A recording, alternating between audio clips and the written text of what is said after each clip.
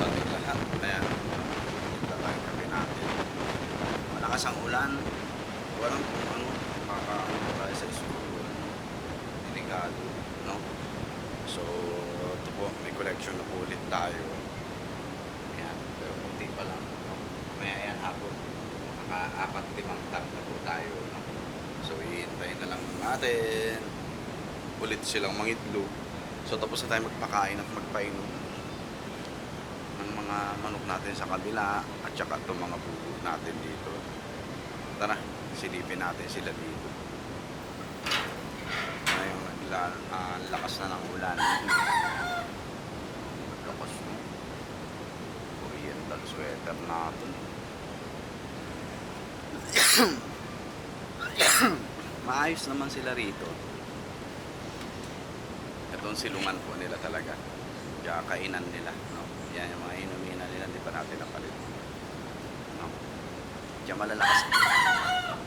malalakas po resistensya nito mga to. Wala tayong problema sa mga to kasi may mga oriental sila. Ayan. Iingitlog yan. Ayan. Itong mga nasa scratch pen natin. Goods naman. Kailangan lang natin i-ayos kasi ayan, golden blue sweater natin. Palakasan na ng resistensya to. Kumbaga matibay na sila. Yan yung mga oriental sweaters po natin. Napiling-pili natin. 2, 4, 6, 8, 9. 9 po yan. Pero kinuha ni Boston yung isa. Ayan, mga oriental sweaters natin. Okay. Siyempre, ang pinaka-highlights dito sa kabila ay itong ating red jungle fowl. Ayan. Oh. Ayan siya. Ayan ang wild na manok po. No? Ayan. Kalang. Medyo i-ganon natin yung ano. Ayan. Yan po. Yan ang red jungle fowl.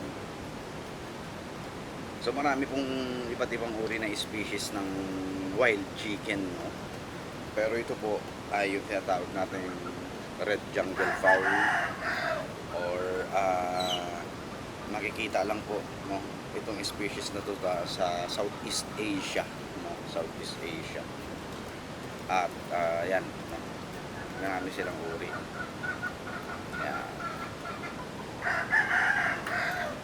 Actually, hindi ko alam kung rare na siya or malapit na vulnerable ba, endangered ba. Pero sa palagay ko po hindi pa naman. Maganda kasi ang reproduction nito mga to, reproduction rate, no? Yan. Okay.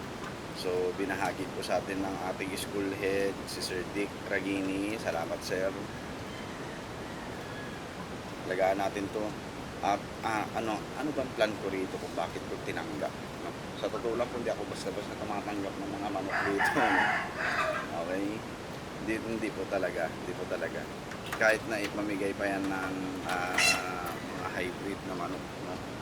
So, ang plan ko po rito is hanapan ko siya ng isang pure, no, na red jungle fowl din na hen, no? At we will maintain as is yung genetic makeup po nila, no? Hindi natin to i-cross muna siguro kung saan kasi hindi ko alam kung anong purpose, no? At yun, mas bilang science teacher po, mas gusto kong ma-preserve yung genetic makeup po nila. Ayan, pararamihin natin to. Ang plan A is puro-puro talaga, no? Pure rooster sa pure hen na wild chicken o labuyong manok, no? Ayan siya. Maamo na rin to. Ayan. Titigan nyo na. Ayan, no, paulit-ulit tayo para sa kaalaman ng iba. Separate species po ito. Itong red jungle fowl natin sa mga domesticated na manok, no? Separate species po siya. So kapag crossbreed, Ito, sa mga inahin dito at nagkaroon sila ng offspring, considered as hybrid po ang kanilang mga anak, no? Considered as hybrid. Dahil yun nga, sabi ko separate species sila pero same family. Yun po ang ruling yan. So, kapag separate species pero same ang family, there is a big chance na magkakaroon ng offspring po yan. Dalawang magkaibang species na yan pero iisang pamilya nila or family nila. There is a big chance na makakapag-produce po ng hybrid. No? Okay? Yan, hybrid. So, same thing din po sa quail. Marami pong species ng quail, no? Itong species ng quail natin to is yung tinatawag natin Coturnix quail or Japanese quail, no? Japanese quail, no? Meron din jumbo Coturnix quail. 'Yon, ibang species na naman 'yun, no? Kapag pinag-breed, kahit magkaiba sila ng species, same family naman, is makakapag-produce din po sila ng offspring, and the offspring is considered as hybrid. Ayan, no? So, naghahanap rin po tayo ng mga jumbo Coturnix quail or jumbo Japanese quail, no? At para ma-crossbreed natin sa kanila or puro pang meat type na pugo, no? Pang meat type. Yung nga lang, itong Coturnix quail kasi, siya yung pinaka prolific egg layers talaga. Kaya siya po yung sikat na sikat sa mga production type na mga big farm, no? Ang Coturnix quail po. Unlike sa jumbo, Coturnix quail ay mas maunti yung iniitlog niya sa loob ng isang taon. Ayan, no? Yun lang po pinagkaiba nila. Tsaka yung size, no? Halos doble, no? Doble ang size ng jumbo Coturnix quail sa regular na Coturnix quail. Ayan, no? So, yun po. Pero for the meantime, plan natin is palakihin tong mga to at magpaparami tayo ng pugo natin, no? Magpaparami po tayo ng pugo natin. Mabibilis nila lumaki. Mabibilis lang po kasi lumaki to kasi mabibilis sila mag-mature, no? 30 to 35 days lang the moment na mag-hatch sila. Maghihintay lang tayo ng 30 to 35 days. Mangingitlog na sila tsaka magkakasta na yung mga lalaki, no? Kaya wala tayong po problemahin. Mabilis lang, mabilis. Di katulad ng manok na maghihintay ka pa na 6 months, 7 months, 8 months bago mo makita yung unang itlog. Sila po hindi, no? Hindi po sila ganun. Mabilis lang, mabilis. So yun, no? Ang ating kita ba? Yan. Sa mga hindi pa po nakakakita ng wild chicken or tinatawag nating labuyo, ayan na. Tinatawag po siyang labuyong manok kasi pinaniniwalaan ng mga ninuno natin na yung mga wild na sili sa bundok ay yun yung pagkain po nila, no? Ayan. Ayan. Wow, kung mapapansin nyo, mas maliliit sila. Actually, ito may edad na po yan, no?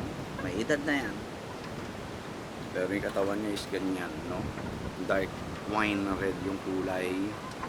Maliliit ang ulo, bilog na bilog ang mata. Kulay dark orange to red yung kulay ng mata nila. Maliliit ang palong. Ayan. Maiilap. Yan po, kapag yan pinakawalan natin, lilipad po yan ng parang ibon. Hindi sila katulad ng manok na kaya ring lumipad pero short distance lang. Sila po hindi. Pag pinakawalan mo yan, kung saan nila gustong lumanding, doon sila lalanding. Just like regular birds po. Just like regular birds. Yun, no? So, yun. Plano natin dun sa wild chicken or sa red jungle fowl or labuyo hahanapan natin ng partner po na pure din na labuyo, no? Kasi mas gusto kong ma-preserve yung genetic makeup, no? Yun yung plan A, di ba? Nga lang, sana naman tayo kukuha ng hen, no? Na labuyo. Maghihintay ulit tayo ng matagal na panahon, no? Okay? So, yun yung plan A talaga. Plan B is paamuhin natin, tapos i-cross natin dyan sa mga inahin natin dyan kung saan natin pwedeng i-cross, no? Kasi maliit yung lalaki eh. Malalaki yung mga inahin natin dito. Or usually, yung mga domesticated chicken po, mas malalaki talaga ni hamak kesa sa rooster ng mga wild chicken. Kaya maganda kung mag-cross ng wild chicken sa domesticated chicken kapag yung wild chicken is hen side po, hen side. Yan po, hen side. Para masampahan po ng lalaki.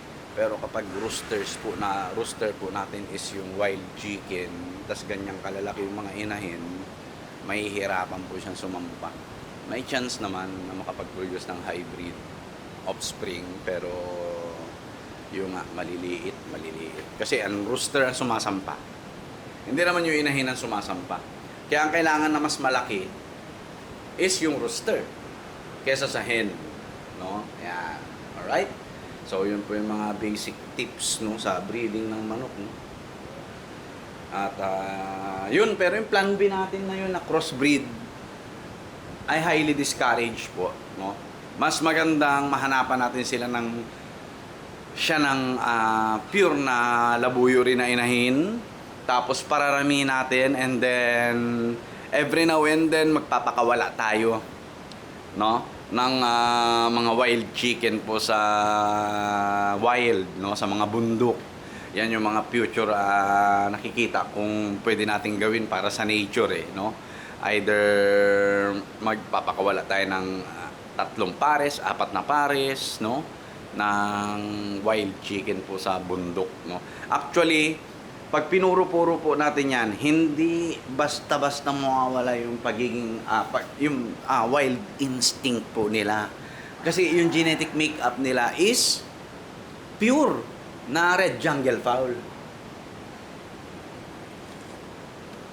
Kaya may mataas ang chance na kapag, nag-propagate tayo ng mga labuyo rito, tapos mamimili tayo ng mga healthy individuals sa pakakawalan sa mga bundok, there's an increased chance na in a short period of time, makukuha nila yung wild instinct po nila. Ultimo nga kahit manok di ba? Pag inabol mo, lilipad talaga yan. How much more po yung mga wild chicken po natin. Talagang nasa genetic makeup nila yung pagiging wild talaga, no? Pagiging wild. So natutuwa po ko yan. Salamat, Sir Dick, no? At sa tagal na rin na panahon na hindi ako nakakita ng pure na labuyo. Ang tagal ko na rin hindi nakahawak ng pure na labuyo, sa totoo lang. Pero nakakatikim na po ako, masarap yung lasa niyan. Nakakatikim na po ako, nakakakita na ako nung elementary high school po ako, no? Until such time nung ito lang lately sa pinsang ko yung nakahuli sila. Isang bata na rooster at saka isang inahin. Yun, no?